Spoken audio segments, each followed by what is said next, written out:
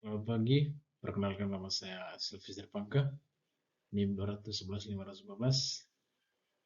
Pada video kali ini saya akan mempresentasikan rangkuman kurikulum sebagai tugas UAS atau ujian akhir semester dari mata kuliah kurikulum. Baik, yang pertama ada kurikulum 1947. Jadi pada kurikulum 1947 merupakan kurikulum yang pertama yang lahir pada masa kemerdekaan. Lebih tepat yaitu lahir setelah 2 tahun kemerdekaan dengan menggunakan istilah dalam bahasa Belanda Leerplan, yang berarti rencana pembelajaran. Kemudian kurikulum 1947 tidak mengutamakan pikiran, namun pendidikan watak kesadaran bernegara dan bermasyarakat. Adapun garis-garis besar pengajaran yang materinya berhubungan dengan kejadian dalam kehidupan sehari-hari dan perhatiannya kepada kesenian dan pendidikan jasmani. Dan pada masa itu terdapat 16 mata pelajaran untuk sekolah tingkat. Adapun kekurangan yang dimiliki pada kurikulum 1947 yaitu dalam pelajaran mengarah pada pola pengajaran penjajahan karena masih dalam masa penjajahan kolonial Belanda dan Jepang. Adapun kelebihan yaitu memiliki fungsi strategis yang dapat mempersatukan bangsa Indonesia, yaitu melalui persatuan. Kemudian yang kedua ada kurikulum 1952. Adapun ciri khas dari kurikulum ini adalah penggunaan kehidupan sehari-hari sebagai bagian dari materi pelajaran yang disusun dalam rencana pembelajaran. Adapun landasan idealnya dalam Pancasila itu ditetapkan pada Pancasila dan Undang-Undang Dasar 1945. Adapun landasan operasional kurikulum 1952 yang pertama adalah Undang-Undang Pendidikan dan Pengajaran nomor 4 tahun 1950 dan yang kedua adalah Undang-Undang nomor 12 tahun 1954. Adapun kekurangan yang dimiliki dari kurikulum ini adalah fokus kurikulum ini masih pada kebutuhan untuk hidup masyarakat pada masanya, sehingga materi kurikulum belum berorientasi pada masa depan, artinya belum menentukan visi masa depan. Adapun kelebihan yang dimiliki adalah memiliki sistem satu guru satu pelajaran, sehingga tidak ada lagi guru yang harus mendapatkan beban mengajar berlebihan yang tidak sesuai dengan kemampuannya. Kemudian yang ketiga ada kurikulum 1964. Pada kurikulum ini bercirikan bahwa pendidikan mempunyai keinginan agar rakyat mendapat pengetahuan akademik untuk pembekalan pada jenjang satuan tingkat pendidikan sekolah dasar. Kemudian yang kedua, pemerintah menetapkan hari Sabtu sebagai hari gerida, yakni memberi kebebasan bagi siswa untuk berlatih berbagai kegiatan sesuai dengan minat dan bakatnya sendiri. Adapun istilah itu pancawardana yang terdiri dari pengembangan moral, kecerdasan, emosional, keprigelangan atau keterampilan. Kemudian ada jasmani. Adapun kelebihan-kelebihan yang dimiliki kurikulum 1964, salah satunya adalah bahwa pemerintah mempunyai keinginan agar rakyat mendapat pengetahuan akademik untuk pembekalan pada jenjang SD. Kemudian yang kedua, adapun kekurangan yang dimiliki kurikulum 1964. Salah satunya adalah kurikulum 1964 masih sentralistik atau sistem masih diatur oleh pusat atau pemerintah. Jadi tiap satuan pendidikan tidak dapat mengatur sistem pendidikannya secara mandiri. Kemudian yang berikutnya adalah kurikulum 1968. Pada kurikulum ini, kurikulum 1968 merupakan pembaruan dari kurikulum 1964, yaitu dilakukannya perubahan struktur kurikulum dari Pasawardana menjadi pembinaan jiwa Pancasila, pengetahuan dasar, dan kecakapan khusus. Kurikulum 1968 merupakan perwujudan dari perubahan orientasi pada pelaksanaan Undang-Undang 1945 secara murni dan konsekuen. Kurikulum 1968 bertujuan untuk membentuk manusia Pancasila sejati, kuat dan sehat jasmani, mempertinggi kecerdasan dan keterampilan jasmani, moral, budi pekerti, dan keyakinan beragama. Dalam kurikulum 1968, mata pelajaran dikelompokkan menjadi 3 kelompok, yaitu kelompok pembinaan Pancasila, kelompok pembinaan pengetahuan dasar, dan pengembangan kecakapan khusus. Adapun kelebihan yang dimiliki dari kurikulum 1968 ini, salah satunya adalah masih bersifat otonom, di mana semua komponen kurikulum bisa diatur sebaik-baiknya oleh sekolah. Selain memiliki kelebihan, adapun kekurangan yang dimiliki dari kurikulum ini. Salah satunya adalah kurangnya belajar praktik keterampilan, meskipun sudah ada mata pelajarannya.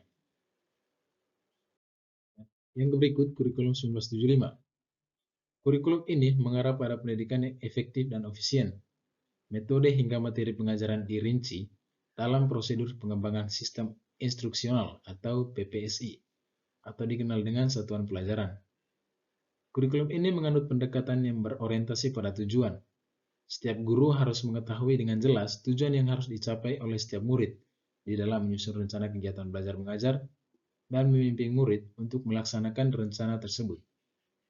Adapun kelebihan dari kurikulum ini, salah satunya adalah berorientasi pada tujuan, mengarah pada pembentukan tingkah laku siswa, relevan dengan kebutuhan masyarakat, menggunakan pendekatan psikologi, menekankan efektivitas dan efisiensi, dan menekankan fleksibilitas.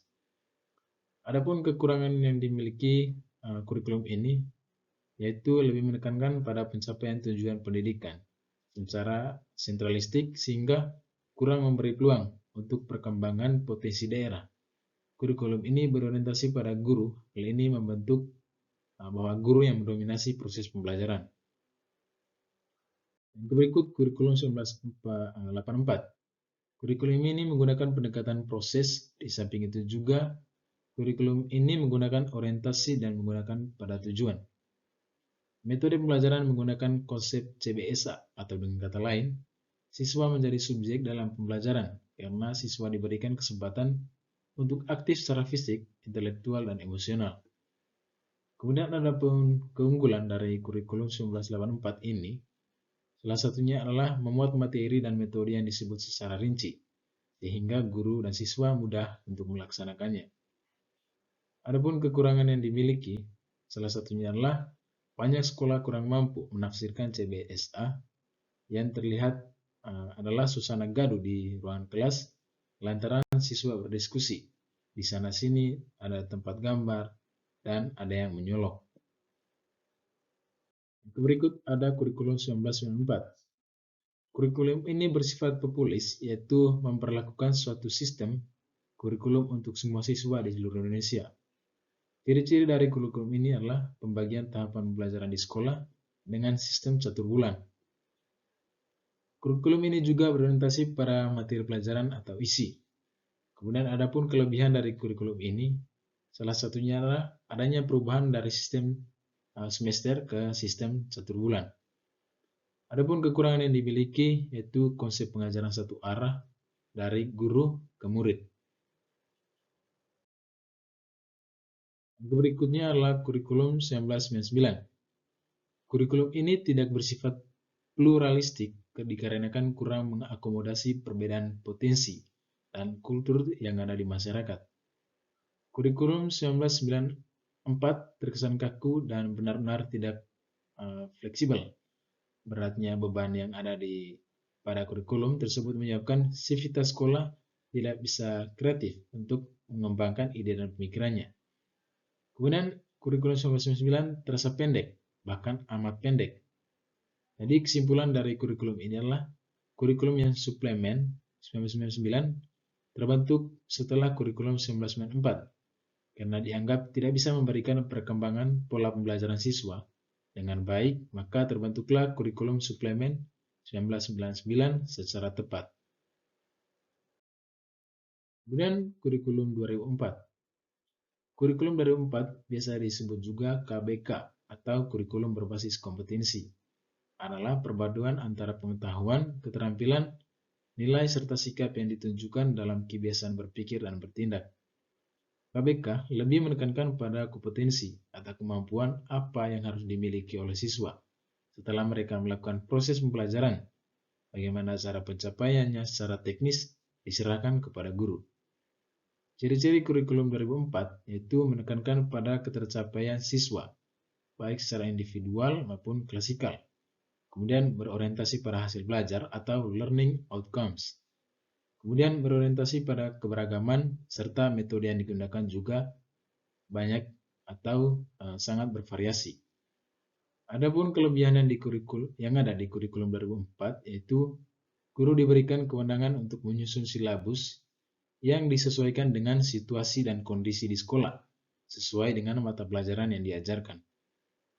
Selain memiliki kelebihan, adapun kekurangan yang dimiliki kurikulum 2004, yaitu kendala yang dihadapi dalam mengimplementasikan KBK, yaitu waktu, biaya, dan tenaga yang banyak.